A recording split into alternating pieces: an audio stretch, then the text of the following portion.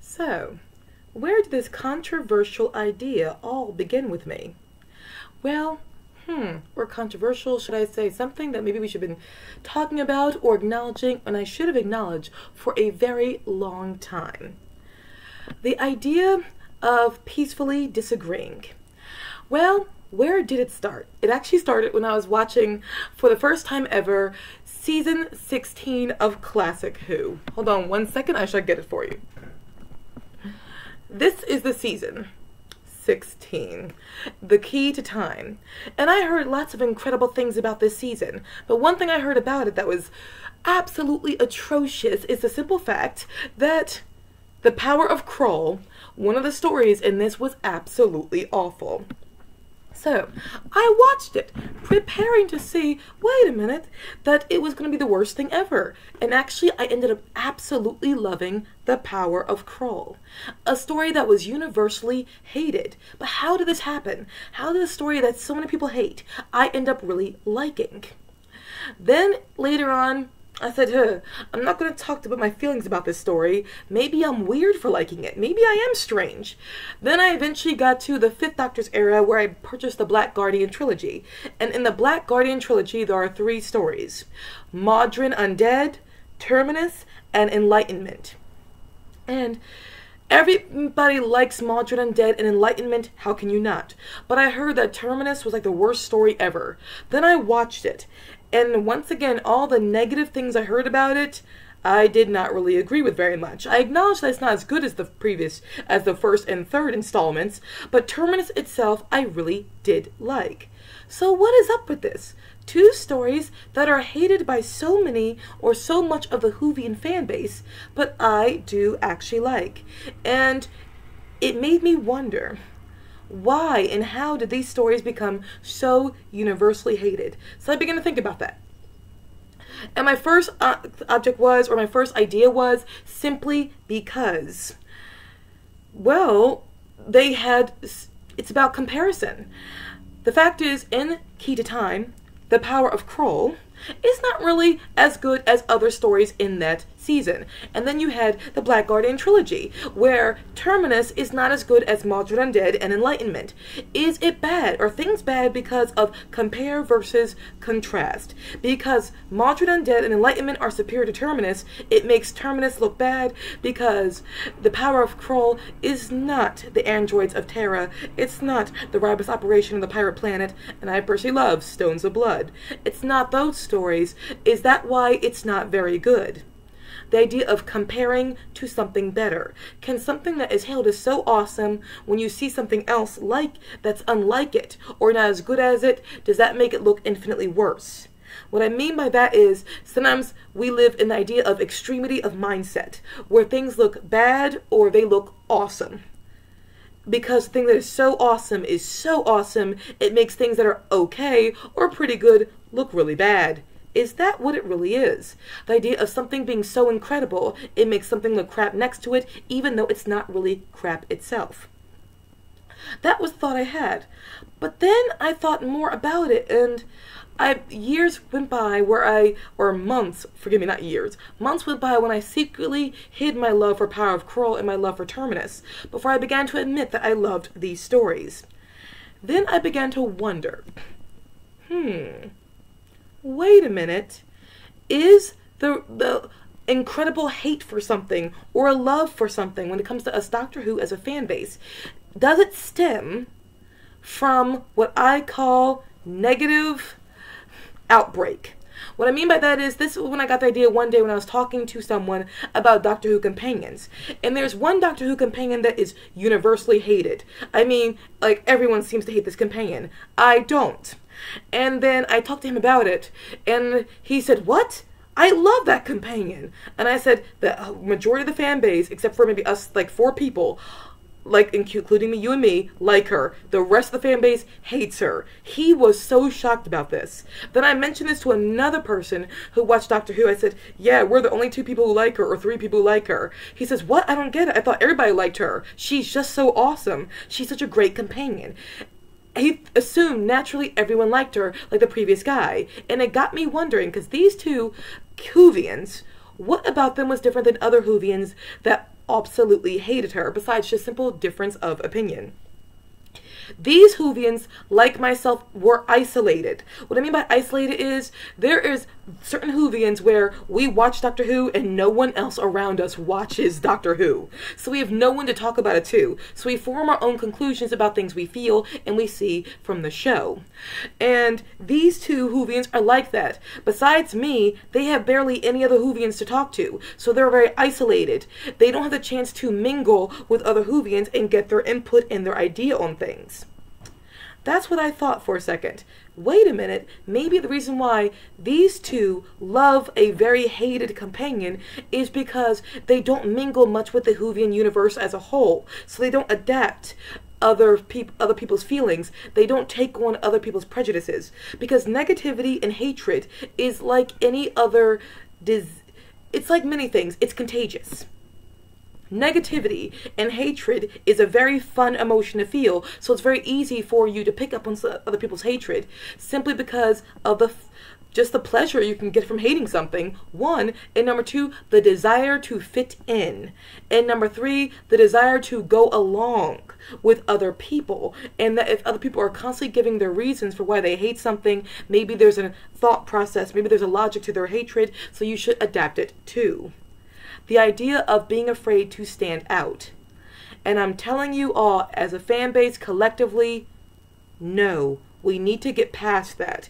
It's okay to disagree with other people. It's okay to not agree with them at all, as long as you do it peacefully. It really is. There are going to be times where you absolutely hate something everyone else loves in the Whovian universe. There are going to be times you absolutely love something everyone else hates in the Doctor Whovian universe.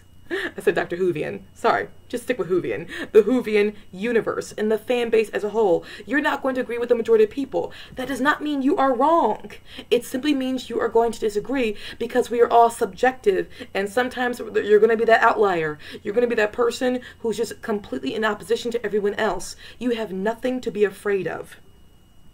There are going to be times where, as a Whovian, you disagree with my videos, and I disagree with you as a commentator. We're going to disagree with each other. We're going to butt heads. This is fine. Neither you or I are inferior or superior for disagreeing with each other. And if you're afraid of the Whovian universe or the Whovian world fan base, you're worried of their hatred and their seething animosity, guys, it's a comment section. What's the worst they can do? Throw an angry comment at you. Does that make them better than you? No, it does not. That's the worst they can do to you, is throw an evil comment. I understand when you're in you're in an environment where you're with a boss or a teacher or someone who can control your life, and you agree with them even when you disagree. That can be intimidating because people can intimidate you in that regard. But when you're in a situation where that's not what it's like, I call that the Cinderella Syndrome. Cinderella Syndrome is when you're in an environment where you have to go along with things to survive. You are not weak for doing it. I know we're in a world now where Cinderella is considered not feminist. No, Cinderella was not anti-feminist. She was a survivor, where you go along with things until you get into a better situation and you can finally rise above it and fight back. That's what Cinderella teaches you. She teaches you survival instinct, survival abilities. That's what Cinderella really does. That is what I call Cinderella Syndrome. So when you're in a situation where you can't really argue with someone because it can destroy you, it can ruin your life in some way, shape, or form, it's okay. I understand why you agree sometimes. But we're not in that when we are here on YouTube watching each other's videos or commenting on other videos. We're not there. We are not at that place. We're in a whole different situation and scenario. We really are. Where we can disagree with each other, and the worst thing happens is the world disagrees with you. You know what? If the world makes you feel inferior for disagreeing with them, that's the world's problem. It's not yours in any way, shape, or form. The only time you are bad for when you disagree with someone is when you use your opinion to belittle them or overpower them and not let them speak or listen and think they have no right to be listened to because they disagree with you. Here's what I mean by that. If you see my previous videos before, you know I do talk about this one person in my past. A teacher, a professor I knew in college. Because of my major, I was around her for 4 straight years. And she offered me many opportunities and gave me many chances. I should like her, right? Wrong. I think she was the most disgusting, horrible person on the planet. Why? Because she gave you opportunities to say, look what I gave you. She was vain in what she gave you. And she used the opportunity she gave you to overpower you, to manipulate you, and to make you feel inferior if you ever disagreed with her, and to make you feel like you were a bad person if you ever did not agree wholeheartedly with her mindset. You were not pure. You were not correct. You were a terrible person for disagreeing with her or not being able to adhere to her mentality. That's how she made us feel. I would gladly give back everything I could, every opportunity she gave me to say I never met this woman again. Because you don't know, she was abusive. She would scream at you if you disagree with her. She would talk over you until she made your head turn and just agree with her. She used her power to abuse. And she gave you the idea of a strong woman is a woman who bullies other people, because she was a bully. She was a bad role model in every way, shape, or form. That's when you're bad. Not when you disagree with someone, when you disagree and find them offensive for disagreeing with you. We have to find a higher plateau, everyone, where when we disagree with each other, we can do it peacefully and respectfully and not make the person feel like a dumbass, for lack of better terminology, because they do not disagree with us. Guys, when you see my videos, you're going to disagree with me sometimes. You're going to agree with me sometimes. Neither you or I are inferior in any way, shape, or form.